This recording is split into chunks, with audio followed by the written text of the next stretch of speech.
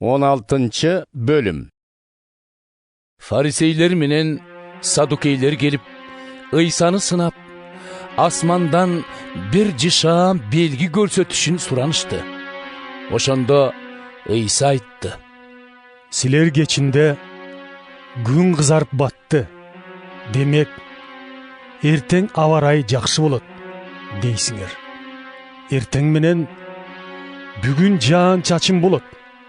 Анткени асман кызарып турат, дейсиңер. Асман кубулуштарын билесиңер да, ал эми заман өзгөрчү окуяларды билбейт экенсиңер.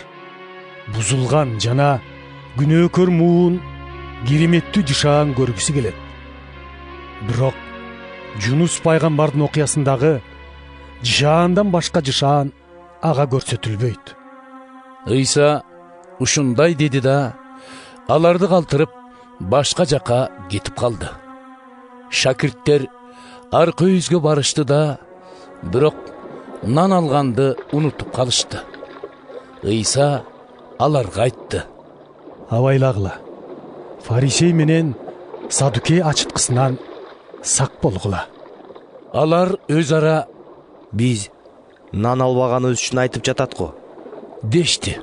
İsa муну билип аларга: Ай, ишеним аздар, эмнеге өз ара нан ала келбептирбиз деп жатасыңар? Кылгандарымды дале түшүнгөн жоксуңарбы? Өткөндү эстебейсиңерби? 5 нан 5000 кишиге жетип, артканын жыйнап алганыңарда канча себет болду эле? 7 нан 4000 кишиге жетип, арткандарын жыйнагандачы? Фарисейлер менен Садукейлердин ачыткысынан сак болгула дегенимде, нан тууралуу айтпаганымды кандайча түшүнбөйсүңөр? Деди. Ошондо шакирттер İsa'nын ачыткыдан эмес, фарисейлер менен Садукейлердин окутуусунан сак болууну айтканын түшүнүштү.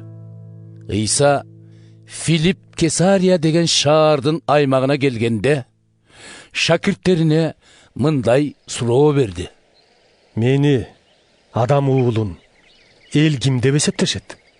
Шакирттери: Кээ бир адамдар жакыя чөмүлдүрүүчү деп, кээ бири Ильяс пайгамбар деп, а кээси Жеремия же башка пайгамбарлардын бири деп жатышат, дешти. А силерчи? Деди İsa аларга: Силер мени ким деп эсептейсиңер?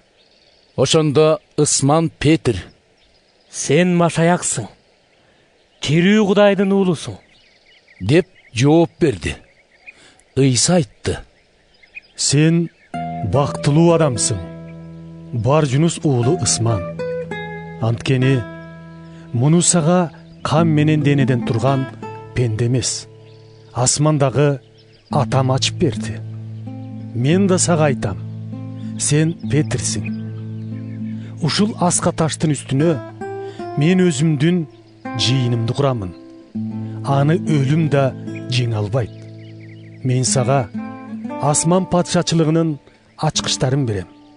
Жер бетинде эмнеге тыюу салсаң, ал асманда да тыюу салынган болушу керек. Жер бетинде эмнеге уруксаат кылсаң, ал асманда да уруксаат берилген нерсе болушу керек. Ушундан соң İsa шакирттерине: Менин машаяк экенимди эч кимге айтпагыла, деп катуу эскертти. Ушул убактан баштап İsa Иерусалимге барышы керектигин, андан эл башчылары, жогорку дин кызматчылар жана дин мугалимдери тарабынан көп азап чегип, өлтүрүлөрү, анан 3-күн күн дегенде кайра тирилүүгө тийиш экендиги тууралуу айта баштады. Петр аны четке чакырып алып: Кой, анын бетин ары кылсын. Устатым, сени Кудай сактасын, деп ага каршы болуп кирди. İsa Петрге бурулуп: Жогол менден, шайтан. Мага тоскоол болуп жатасың. Себеби сен Кудайдын эмес, пенденин оюн ойлоп жатасың. dedi. Анан шакирттерине мындай dedi.